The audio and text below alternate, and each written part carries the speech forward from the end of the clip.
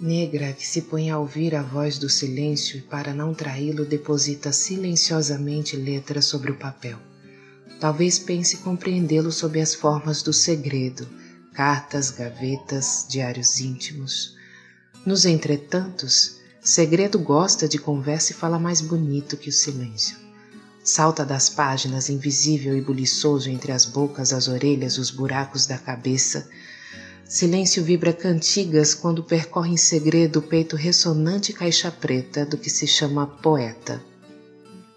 O peito ressonante caixa preta vibra a Orim. Orim dá carne ao espírito da palavra. Orim. O lançamento do selo de audiolivros Orim, da editora Cartoneira das Iaiá, tem apoio financeiro do Estado da Bahia através da Secretaria de Cultura e da Fundação Pedro Calmon. Programa Aldir Blanc Bahia, via Lei Aldir Blanc, direcionada pela Secretaria Especial da Cultura do Ministério do Turismo, Governo Federal. A sola do pé conhece toda a sujeira da estrada. Provérbio africano.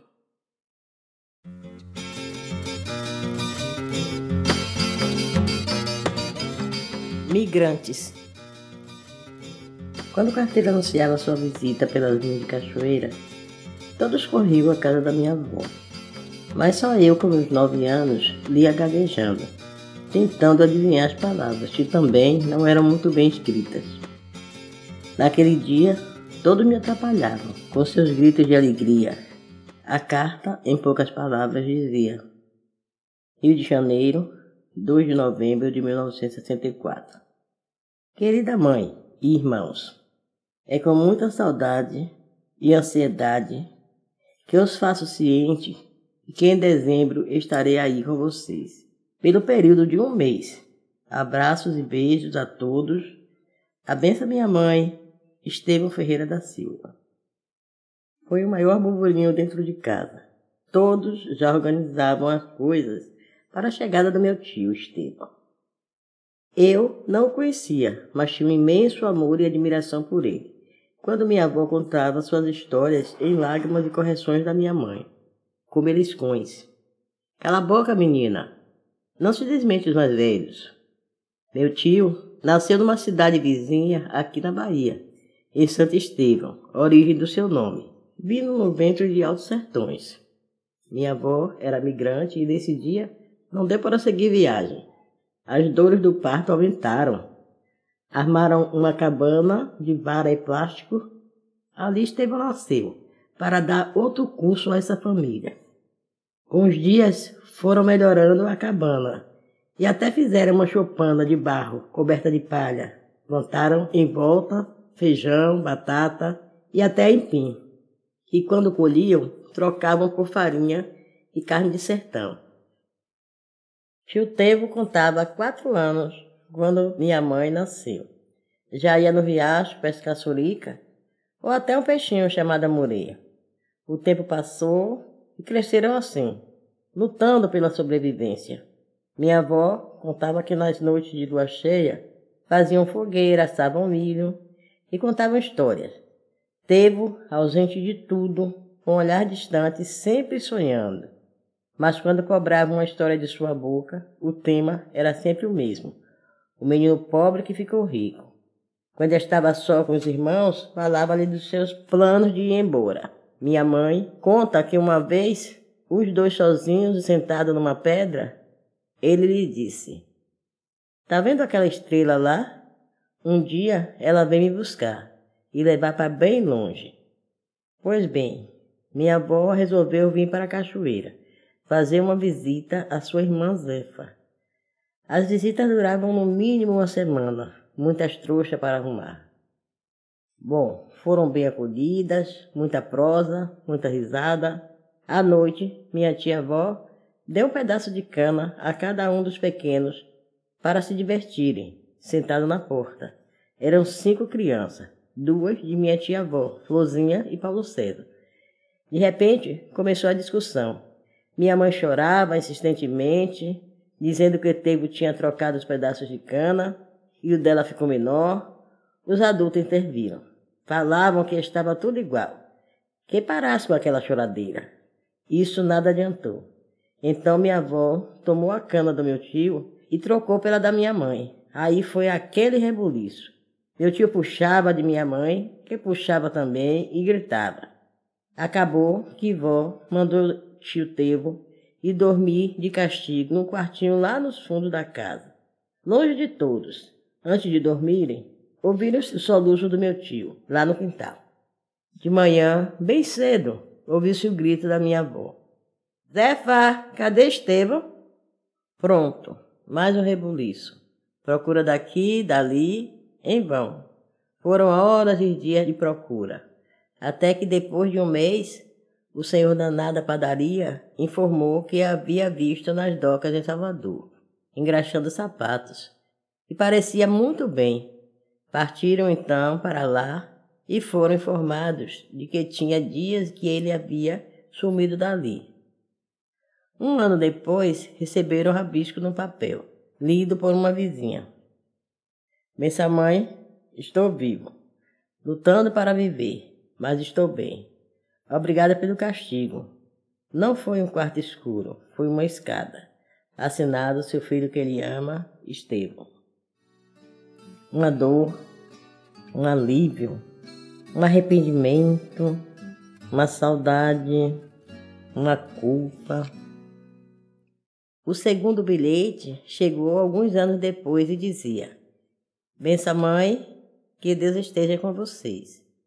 Estou aqui na França estudando, já sou quase um marinheiro. Sou auxiliar de cozinha e me sinto feliz. Tenho muita vontade de ver vocês, mas no momento não dá. Vou juntar um dinheirinho e quando tiver oportunidade eu vou. Beijo em todos, em especial minha irmã Lourdinha. Abraço deste filho que te ama, Estevão.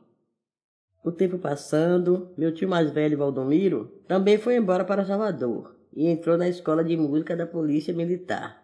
Lá estudou e seguiu carreira. Durante anos ficaram sem notícias. Eu nasci no dia 23 de julho e nesta data a família recebeu uma carta. Querida mãe, desta vez estou mais perto. Casei-me, estou em lua de mel no Rio de Janeiro. Mas as férias estão terminando. Receio que ainda não nos veremos. Quem sabe na próxima. Abraços em todos, beijos, seu filho Estevão. Aqui em Cachoeira pouca coisa mudou. Minha tia-avó comprou um casebre em São Félix e deu para minha avó. Eu fiquei com a tia, pois fui batizada por sua filha Florzinha, que me adotou. Minha mãe e os demais foram para São Félix, mas era tão perto que nos víamos todas as horas. Além do casebre, minha tia e vó comprou uma barraca na feira e com a ajuda do marido, sortiu de compras deu para minha mãe, para ajudar a defender os trocados. Nessa época, chegaram ainda 2 cartas de tio Tevo.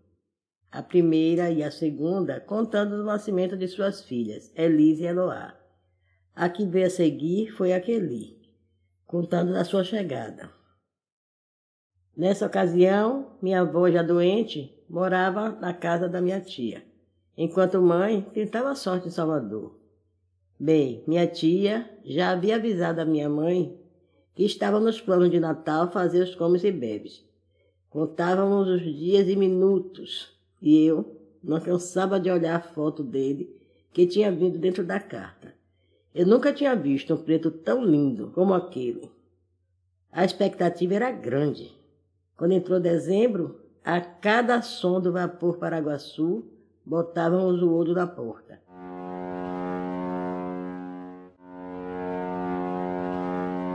Até que no dia 4 de dezembro, estávamos almoçando, quando batida na porta nos surpreenderam. Quem é? Gritou minha tia. É de paz. Corri para abrir a porta sem ouvir os berros de minha tia, mandando esperar. Minha intuição estava certa, era ele. Por 5 segundos permaneci hipnotizada. Alto, forte, roupa branca, aquela boina branca com detalhes azul, aquele rosto angelical, só podia ser ele. Sem saber o que dizer, falei. Não viu o navio apitar? Ele, sorrindo, respondia: eu vim de ônibus. Não contive a emoção.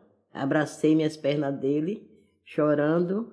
Daí já estava todos ao redor. Muitos abraços, chororô. Foram os dias mais felizes da minha vida de criança. No dia 6, minha mãe chegou, quando minha avó não mais aguentava de ansiedade. Naquela noite, descobri por que tio Teve era meu herói. Como de costume, depois do jantar, íamos todos para o quintal, contar causas e histórias. Quando a conversa não era para a criança, vó mandava brincar na porta, sob o olhar atento de minha tia no corredor comprido. Nessa noite, porém, ninguém nos mandou sair. Estendemos as esteiras e todos se sentaram. Uma prosa daqui, outra prosa dali, até que minha avó fez a pergunta que consumia a todos. Com a voz trêmula e os olhos marejados, perguntou: Estevão, meu filho, como tu foi embora naquele dia? E ele respondeu: Minha mãe, eu naquele dia não dormi. Apesar da escuridão no quintal, eu procurava e não encontrava a estrela que escolhi para mim, e fiquei muito aborrecido. Sentia-me injustiçado por causa da história da cana. Então riu-se com seus dentes alvos e a boca bem desenhada. Eu não conseguia piscar meus olhos, e ele continuou: Pensei em tudo que sofri nos meus 12 anos de vida, pensava e chorava, e entre o som dos soluços ouvi o apito do navio.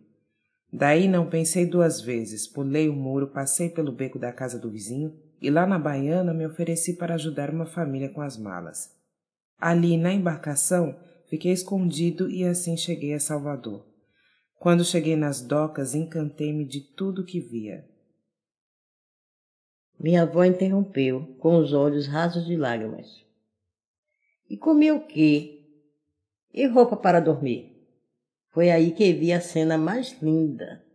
Meu tio se levantou, pegou minha avó no colo, que estava sentada em um banquinho, e sentou-se numa cadeira, segurando ela como se fosse um bebê. Continuou, já com as palavras cortadas pela emoção. Passei muita fome, muito frio e descaso. Sofri muito preconceito. Qualquer objeto que sumia por ali apontavam para mim. Foi aquele negrinho. Uma vez até me bateram. Mas também tinha seu Josué, que trabalhava ali no comércio, num prédio bonito. Quando não tinha navio no porto, eu dormia ali embaixo da marquise. Seu Josué um dia, ao entrar para trabalhar, me vendo acordar, me convidou para um café e fizemos amizade. Dias depois, ele me deu material para engraxar sapatos e, detalhe, foi meu primeiro cliente. Para dar sorte, disse ele ao pagar. Mas minha paixão pelo mar e os navios só aumentava. Um dia chegou um navio como nunca vi. Eram 3 andares de pessoas estranhas, muito brancas, outras muito negras, falando embolado. Fiquei fascinado. Observei o dia e a hora da partida, e antes do previsto, adentrei o navio e me escondi na cozinha. Não foi difícil. Auxiliei os cozinheiros e ajudantes a carregarem as caixas de mantimentos. Fiquei ali escondido por muito tempo, não tenho precisão. Foram meses de viagem para me descobrirem. O cozinheiro, de olhos arregalados, deu um berro quando me viu entre um armário e outro atrás das caixas.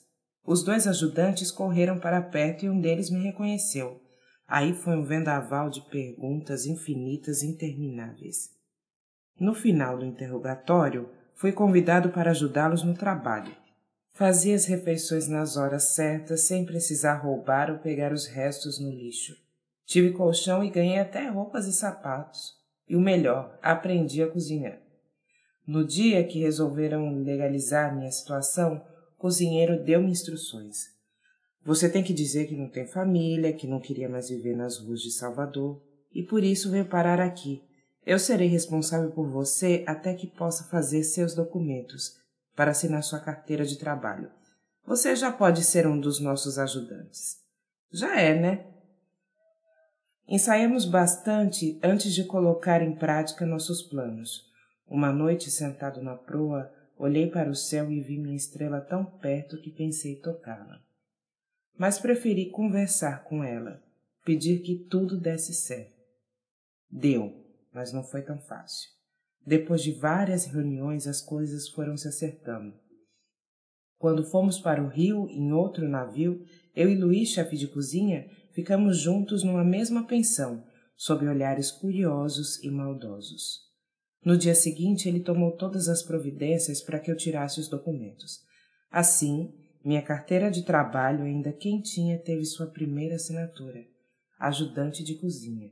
2 anos depois, cozinheiro, e 3 anos mais, chefe de cozinha da Marinha Brasileira. Ninguém percebeu, mas quase morro de chorar durante o relato do meu tio. Ninguém percebeu também porque todos choravam, até ele, que enxugava as lágrimas de minha avó sentado em seu colo, e concluiu: A melhor escola é a vida. Aprendi a ler no navio, conheci minha esposa no navio. Tudo o que sei da vida aprendi no navio. Meus professores foram os melhores do mundo. Por alguns minutos ficaram todos calados. Quebrou-se o silêncio quando minha mãe falou: Vou buscar um cafezinho para a gente. Enquanto esperava o café, olhei para o céu e vi, sobre a cabeça do meu tio, uma grande estrela de brilho esverdeado. Pensei, é a estrela dele. Imediatamente corri os olhos por todo aquele céu, buscando uma para ser a minha estrela também.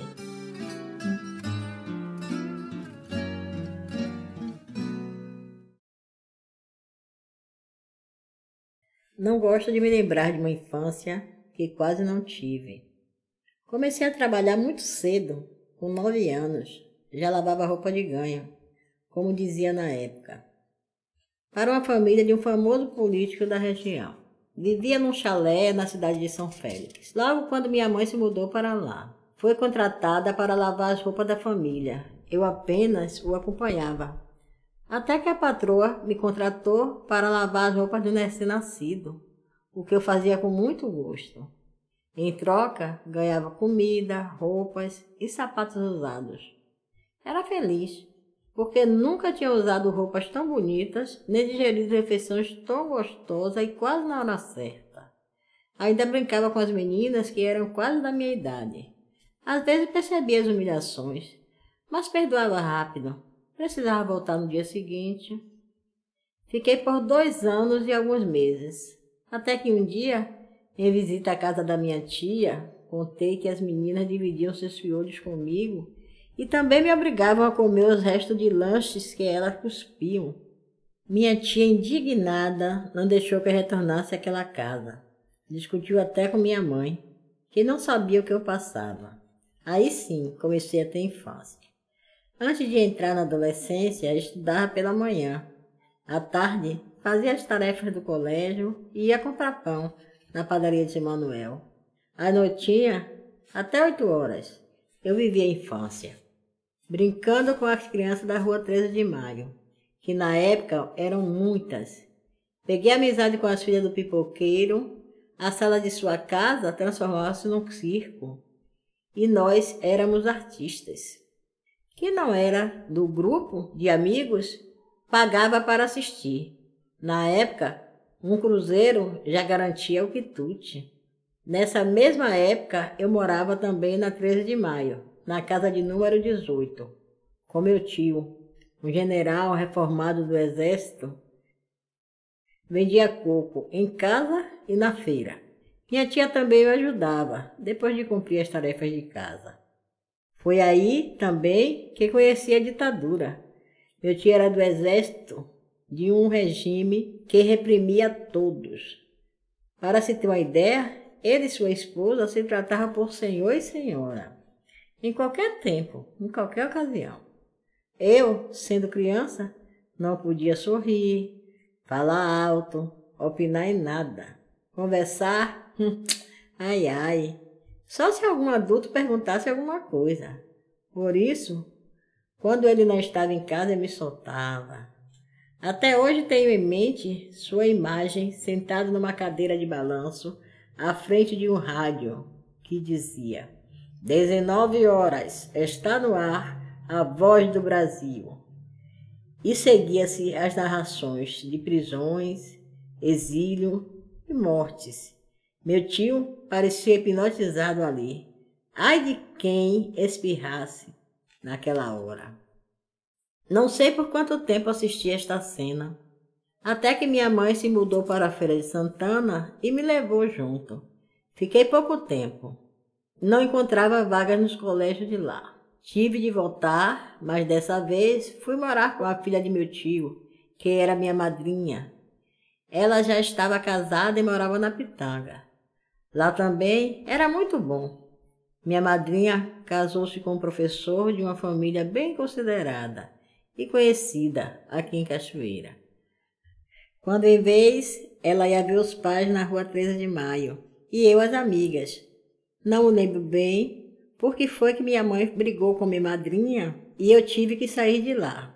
Daí fomos morar no Cupuí, onde não tinha muitas amizades, até porque, na época, as casas eram distantes uma da outra. E lá vou eu trabalhar de babá, na casa de um médico no monte. Ficava pouco tempo por lá.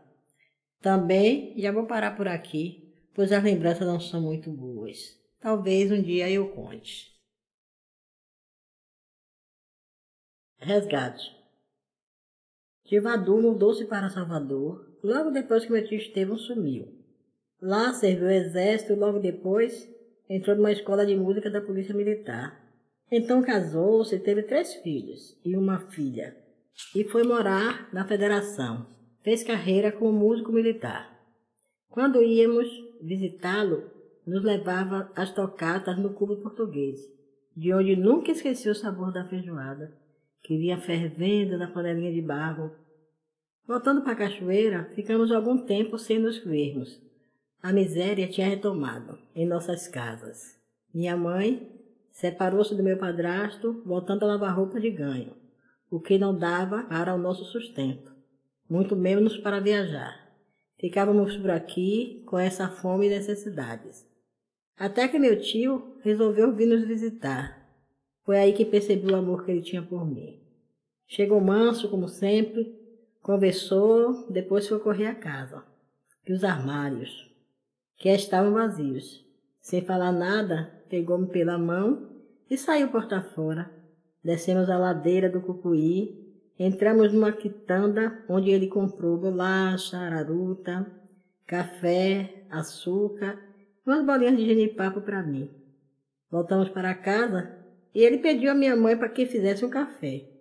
Era quase meio-dia quando tomamos café, aos risos e lamentos da minha mãe, que era amarga e reclamava de tudo. Não podia ser diferente, com o destino que a vida tinha lhe reservado. Tio Vadu deu algum dinheiro a ela e depois, me tomando da mão, disse: "Vou levar ela." Minha mãe reclamou: "Para sua mulher fazer ela de empregada?" Meu coração pulava no peito. Quase me faltava o ar. Eu queria ir. Eu precisava ir. Minha mãe continuava: "E a escola? Ela já está no 3º ano. Não pode parar." Meu tio respondeu: "Lá ela vai estudar no colégio militar junto com meus filhos. Vai ser bom para ela e para você." Reclamação daqui, reclamação dali. Minha mãe cedeu. Quase morri de alegria quando entramos no ônibus rumo à casa do meu tio Vadu. Mas chegando lá, não senti muito aconchego da parte da minha tia e filhos, exceto pelo mais novo, o Lenildo, que estava sempre perto, fazendo perguntas e querendo me ensinar tudo.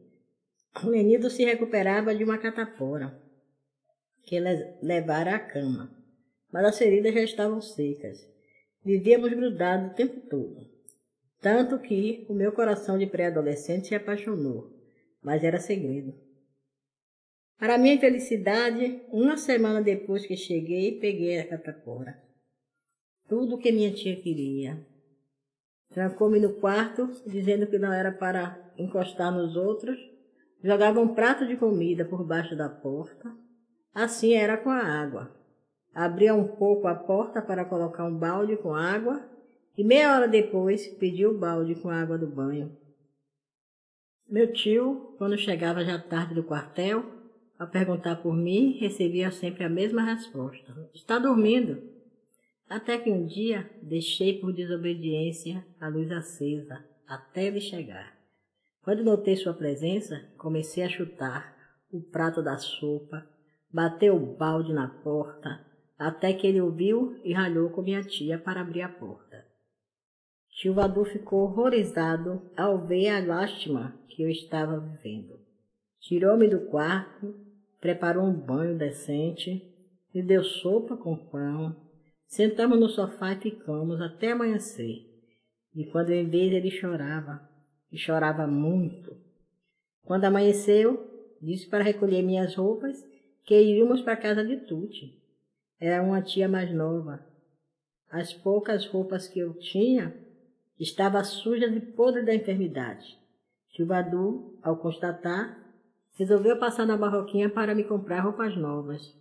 Daí fomos para a Ribeira, onde fui bem acolhida.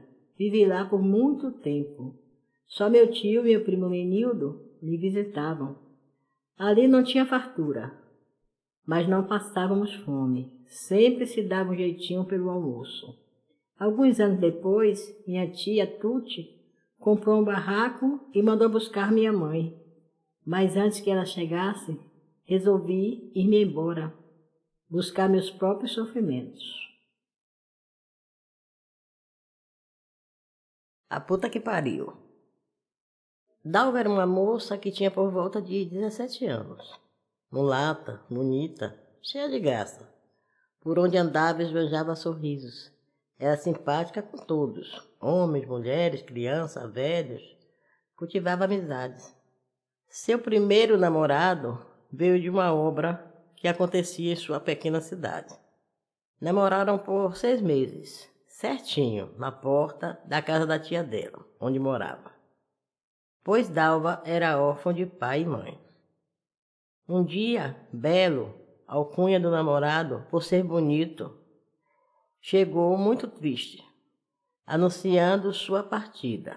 A firma em que trabalhava só ficava por mais uma semana. Fez o comunicado a Dalva, que também ficou muito triste. A semana passou rápido e chegou o dia da despedida. À noitinha ele chegou. Por uns 10 minutos ficaram mudos, até que ele, aos beijos, prometia a ela que voltava na primeira oportunidade. Porém, dentro dela, uma mistura de dor, saudade, angústia e tristeza se transformava em lágrimas. Entre todos esses sentimentos, ela se deixou levar pela emoção e entregou-se de corpo e alma ao namorado. Talvez, pensando que assim garantisse o retorno dele. Belo partiu, e por mais informações que Dalva pedisse, por muito tempo não teve notícias suas. 6 meses se passaram, e por acaso ela encontrou um rapaz que trabalhava com ele. Ao perguntar-lhe, o rapaz informou que parte da firma migrou para Morro de Chapéu, uma cidade do sertão um tanto distante, enquanto ele, o informante, seguiu para Minas Gerais, voltando para casa. Depois de muito pensar, Dalva pegou algumas roupas, juntou o pouco de dinheiro que tinha, com o que pegou de sua tia. Ainda passou na padaria em que seu tio trabalhava, com o pretexto de buscar o pão, mas lhe pediu dinheiro para comprar sapatos, e assim para trás ficou a cidade de Cachoeira. Deixou apenas um bilhete para a tia, explicando que ia em busca da felicidade. Ao chegar em Morro do Chapéu, sem conhecer ninguém, procurou a padaria mais requintada e tomou informação de que, para sua tristeza, a firma estava lá, mas ninguém conhecia o rapaz. Mesmo assim, foi ao encontro da empresa e conversou com o chefe do setor, um peão de trecho que afirmou conhecer o rapaz, que fora demitido há 2 meses. Diante da tristeza do choro da moça, seu Tavares, o chefe, comoveu-se e ofereceu-lhe um emprego na República, em que ele dormia, com mais 5 amigos, ou colegas, melhor dizendo. Sem alternativa, Dalva aceitou a proposta. Ficou na firma até o final do expediente de seu Tavares, para então conhecer seu novo lar e trabalho. No início, ficou meio confuso. principalmente quando à noite tinha de servir e conviver com 5 homens que não conhecia. Mas foi se acostumando. Todos a tratavam bem, exceto por um tal de Rose, que não tinha educação para nada, nem para falar. Um dia, ao sair do banho, um deles, seu achado, chamou-a para ajudar a pegar um passarinho que encontrava no seu quarto. Tentando, pulando daqui e dali, os 2 caíram na cama. E só levantaram quando se saciaram de amor. Daí que os encontros à noite tornaram-se diários. Os homens jogavam baralho até tarde e quando todos se recolhiam, seu machado entrava de fininho no quarto dela. Assim mesmo os outros perceberam e começaram a desejá-la também. Dalva também já olhava e conversava de maneira diferente. Organizou-se e marcava horários em dias distintos para amá-los, exceto Rose, de quem ela não gostava mesmo. Seu Tavares começou a sentir ciúme de todos e lhe propôs amigação. Alugaria uma casa para ela e iria vê-la quando pudesse. Ela não aceitou, porque gostava mesmo era de Machado. Até que os homens começaram a se estranhar. Um discordava do outro em tudo. Não queriam mais jogar durante a noite e causavam muitas confusões. Dalva sentiu-se culpada e decidiu aceitar a proposta de Tavares. Pois bem, a casinha era simples e ela quase não tinha nada para fazer. Às vezes deitava na rede e ficava a pensar o porquê de se ter regras no amor. As pessoas deveriam se amar e pronto, sem cobrança.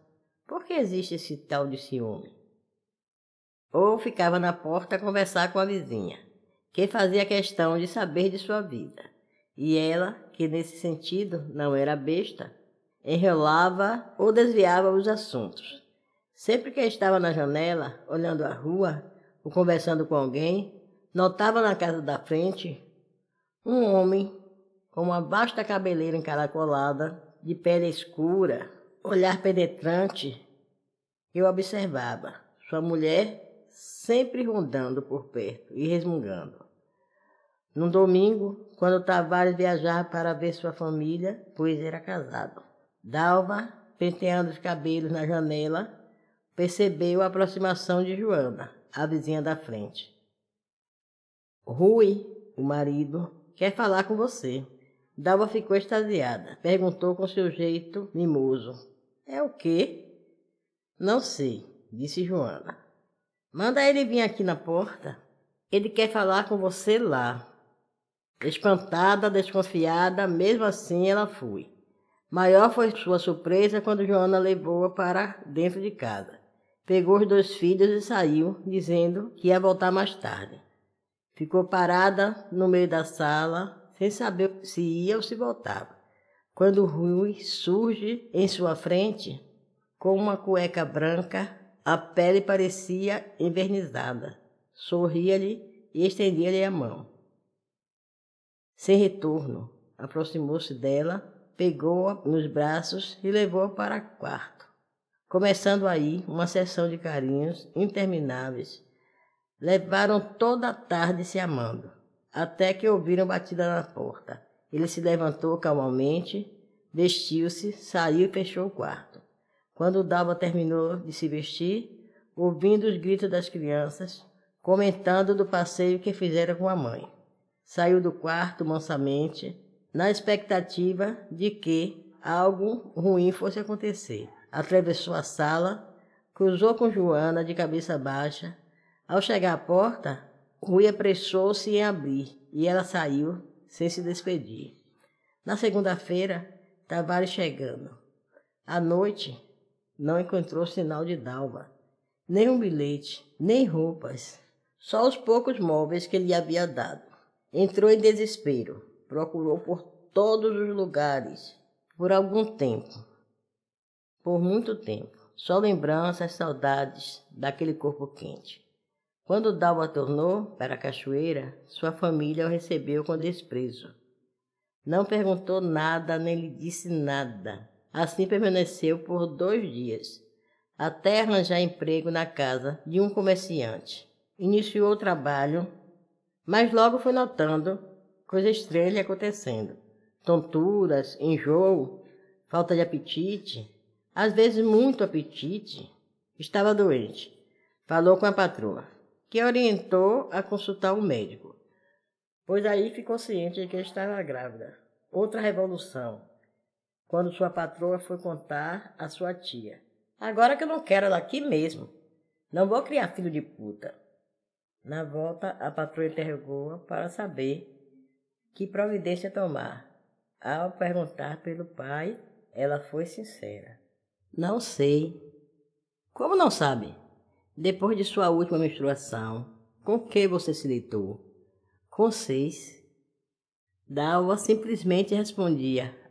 A patroa, em grande espanto, continuava. Como assim? Eu amava todos com quem me deitei. Eles também me amavam. Alguns meses depois, nascia o filho da puta.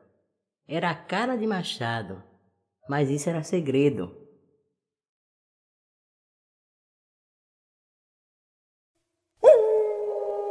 Lobisomem.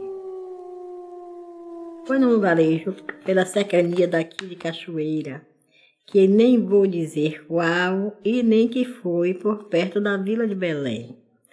Com suas poucas casas salteadas, uma aqui, outra ali, só 2 ruas de casas, parede meia. Quero dizer, uma pegada na outra. Numa dessas ruas morava a Rita, casada com Manuel, já há algum tempo. Não tinha filhos. Seu marido trabalhava em Santo Amaro, para onde ia todas as 5 horas da manhã e de onde voltava às 11 da noite. Rita, além de cuidar do lar, prosear o dia inteiro com a vizinhança, gostava também de cuidar de uma hortinha cultivada no fundo da casa. Manuel também cuidava quando tinha folga.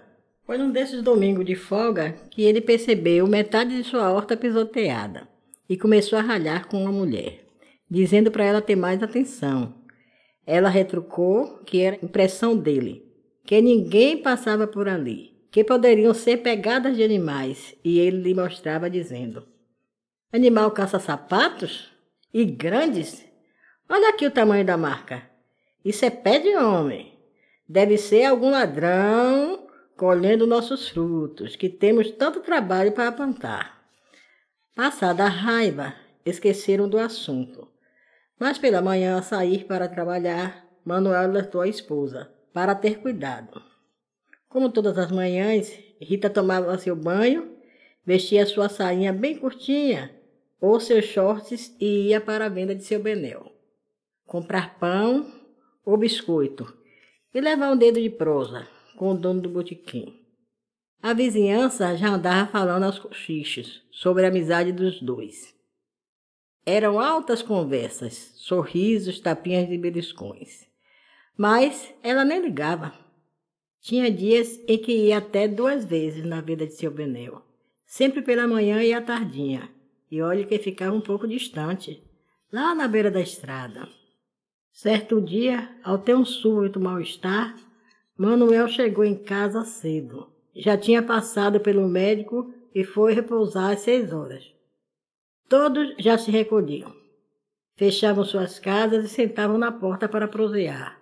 Rita, depois de fechar a casa, deu janta, remédio ao marido, que já notava sua inquietude. Um vai e vem nervoso para lá e para cá.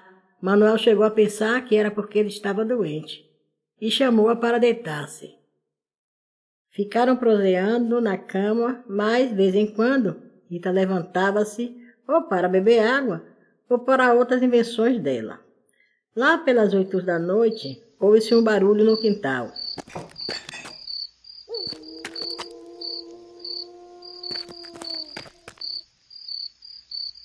Depois na porta, que estava trancada.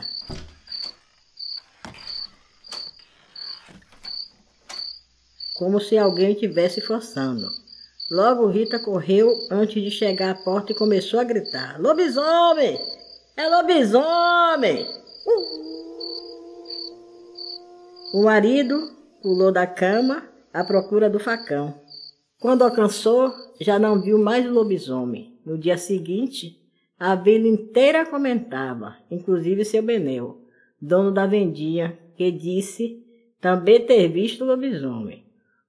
O povo fez várias simpatias para pegar o bicho, mas ele nunca mais apareceu. A vida seguia normal no vilarejo. Tudo como sempre foi. Num dia de folga, Manuel, cuidando da horta, percebeu novamente pegadas e ainda um pedaço de calça preso na cerca de arame farpado. Dessa vez não reclamou, nem falou nada com Rita. Passou-se o domingo. Na segunda, Manuel saiu novamente para trabalhar, mas à tarde voltou para casa por caminho diferente. Escondeu-se no quintal, em cima de um pé de tamarindo enorme, e esperou anoitecer. Tremia tanto que não sabia como se continha em cima da árvore. Na folga, ele já amolava o facão e escondeu no lugar mais baixo do telhado, bem perto da porta. E lá ficou ele, tremendo de nervoso e esperando a hora certa. Por azar ou sorte, a luz não acendeu nesse dia, e a escuridão ia tomando conta do lugar. Nem dava para ver a hora no relógio. Por 2 vezes, Manuel pensou em desistir. De repente, quando tentava se ajeitar nos galhos, percebeu um vulto passando por baixo da cerca. No breu, só pôde notar o vulto era alto e tinha uma capa cobrindo-lhe a cabeça e o corpo todo. Manuel pensou, peguei o lobisomem. Ansioso, tentou acalmar-se, esperou que o vulto chegasse até a porta do quintal. Então, empurrou a porta, que para sua surpresa estava aberta, dando entrada ao vulto. Manuel desceu lentamente, não por paciência, mas porque estava numa tremedeira só. Pegou o facão e entrou, sutilmente. Acendeu o palito de fósforo, alcançando a silhueta do lobisomem. E aí foi que meteu-lhe o facão, começou o pula-pula e a gritaria. Rita gritava, valha-me Deus! Manuel gritava, toma, descarado! E o lobisomem, ai, calma, calma, socorro! E assim alcançou a porta e fugiu. Rita e Manuel procuraram velas, acenderam e viram a casa toda suja de sangue do lobisomem. Também o facão e até as roupas de Manuel.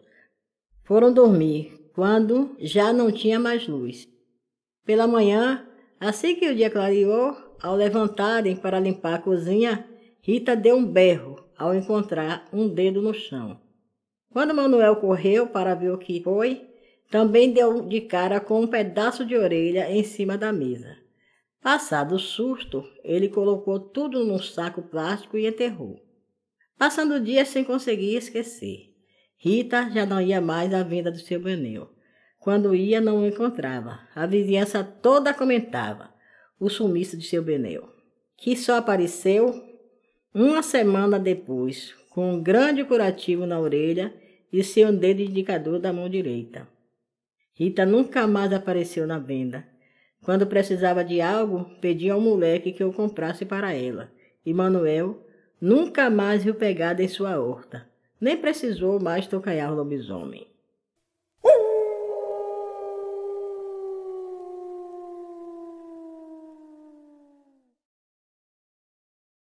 Às vezes não dá para escrever.